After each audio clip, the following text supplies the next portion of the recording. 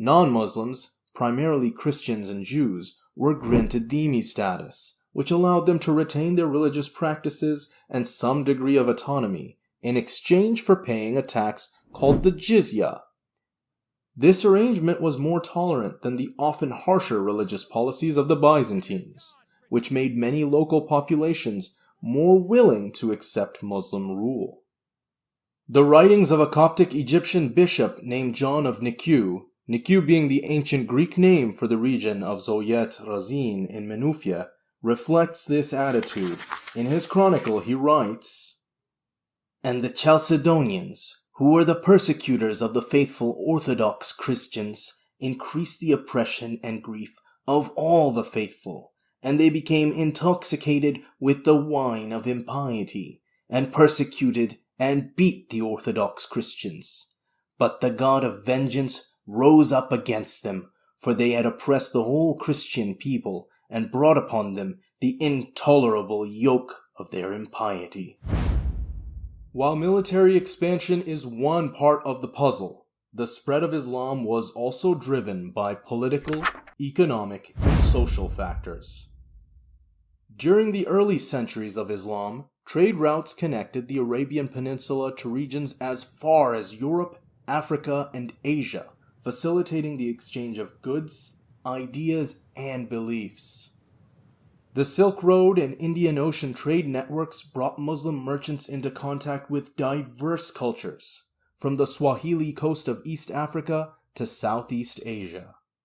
Around the 10th century, the Abbasids began producing paper, an art learned from their Chinese prisoners. They established a paper mill in Baghdad, and use of paper spread throughout the Middle East, North Africa, and eventually into Europe. Paper made books more affordable, and the desire for scientific knowledge urged the translation of medical texts from Greek, Latin, ancient Egyptian, Chinese, and other languages into Arabic. In regions such as Indonesia, Islam spread without any military conquest at all, instead thriving through merchant communities who integrated their faith with local customs. Moreover, Muslim rulers, particularly during the Umayyad and Abbasid Caliphates, established administrative systems that were often more just and organized compared to those of previous empires. This political stability, combined with relatively low taxes for the non-Muslim subjects under the jizyah system, made Islamic rule appealing. Many non-Muslims were able to maintain their religious practices and enjoy economic benefits without pressure to convert. In this sense, conversion to Islam was often a pragmatic choice for those seeking social mobility, political favor, or better economic conditions. The approach of tolerance and economic cooperation helped Islam spread far beyond the battlefield. The Islamic cities of Baghdad, Damascus, and Cordoba became centers of trade, culture, and learning, drawing scholars, artisans, and traders from across the world. The political structure of the caliphate allowed for cultural exchange and economic prosperity, which naturally encouraged the spread of Islam peacefully and organically. The message of Islam itself was another major reason for its spread. The religion offered a clear moral framework, pure monotheism, and egalitarian values that appealed to a wide variety of people. Beyond military and economic factors, the core message of Islam itself played a pivotal role in its spread. The theological appeal of Islam, with its clear monotheistic focus and message of social justice, resonated with many people across different regions.